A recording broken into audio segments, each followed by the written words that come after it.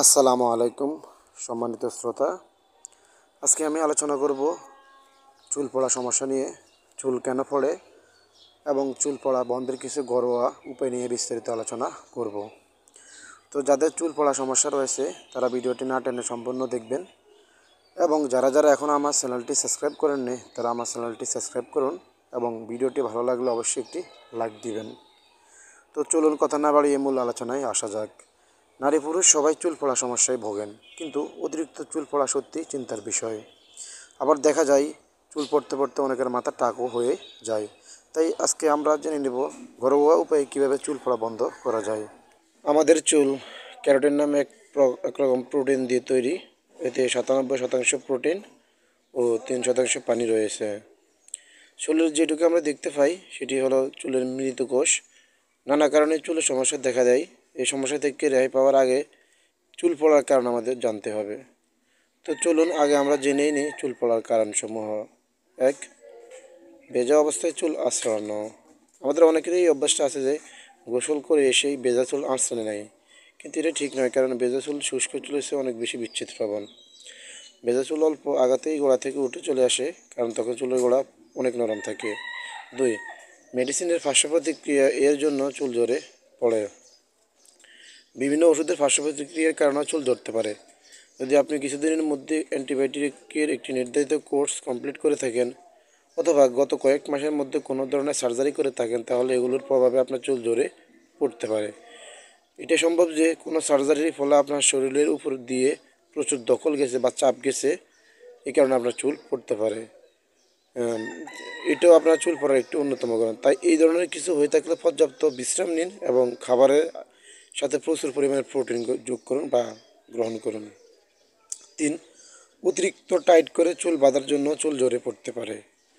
হাইফোনিটেন বা খোপা দেখতে সুন্দর লাগলেও দীর্ঘক্ষণ বেঁধে রাখার ফলে আপনার চুলের গোড়া আলগা হয়ে যাওয়ার সম্ভাবনা বেড়ে যায়, আর এতে চুল পড়ার হার বেড়ে যায়। তাই একই হেয়ার স্টাইল প্রতিদিন না করে চেঞ্জ করে বাঁধার চেষ্টা করুন, এবং চুলে জুটি, খোপা ইত্যাদি করার সময় হালকাভাবে বাঁধার চেষ্টা করুন। 4.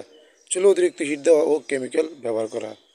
কিছুদিন পর পরই চুলে কালার করা অথবা চুলে অধিক পরিমাণে কেমিক্যালস ব্যবহার করা চুল পড়ার একটি অন্যতম কারণ। আরও একটি কারণ হলো চুল সবসময় হেয়ার ড্রাই দিয়ে শুকানো এবং স্ট্রেনার ব্যবহার করা। এগুলো আপনার চুলকে ভঙ্গুর করে দেয়, তাই আপনার চুল পড়ে যেতে পারে। 5. ক্ষতিকর ইউভি রশ্মির জন্য চুল ঝরে পড়তে পারে। সূর্যের ক্ষতিকর ইউভি রশ্মি শুধুমাত্র আপনার ত্বকের ক্ষতি করে না, বরং এটি চুলের সমানভাবে ক্ষতি করে থাকে। ইউভি রশ্মি আপনার চুলকে ভঙ্গুর, দুর্বল এবং শুষ্ক করে দেয়, যার কারণে চুল পড়ার হার প্রায় দ্বিগুণ পর্যন্ত বেড়ে যেতে পারে। এই সমস্ত বিষয়গুলো হলো আপনার চুল পড়ার একটি অন্যতম কারণ। এখন আমরা জেনে নেব কিভাবে ঘরোয়া উপায়ে চুল পড়া বন্ধ করবেন। 1. নারকেলের দুধ ও তেল ব্যবহার করতে পারেন। নারকেলে আছে ফ্যাট, তাই চুল পড়া কমাতে নারকেলের দুধ ও তেল একসঙ্গে মিশিয়ে চুলে প্রয়োগ করুন। এটি আপনার চুলে প্রয়োজনীয় প্রোটিন যোগান দেবে। 2. অর্ধেকটি লেবুর রস বের করে 2 টেবিল চামচ নারকেল তেল মিশিয়ে চুলের গোড়ায় ম্যাসাজ করুন। 30 মিনিট পর শ্যাম্পু করে ধুয়ে ফেলুন। 3. অ্যালোভেরা জেল লাগাতে পারেন।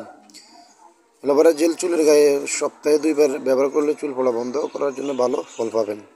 এই জেল চুলের পিএইচ ব্যালেন্সে সহায়তায় ফিরাবে। 4. মেথি। সারা রাত মেথি ভিজিয়ে রাখুন, পরদিন সকালে ব্লেন্ডারে পেস্ট করে নিন। প্যাকের মতো এটা সরাসরি চুলে লাগাতে পারেন, দই মধুর সঙ্গেও মিশিয়েও লাগাতে পারেন।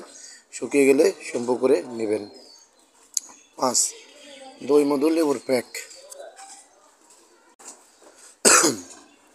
চুলে হারিয়ে যাওয়া আর্দ্রতা ফিরিয়ে আনতে এবং ভিটামিন বি ও প্রোটিনের যোগান বাড়াতে দই, লেবু, মধুর প্যাক আদর্শ।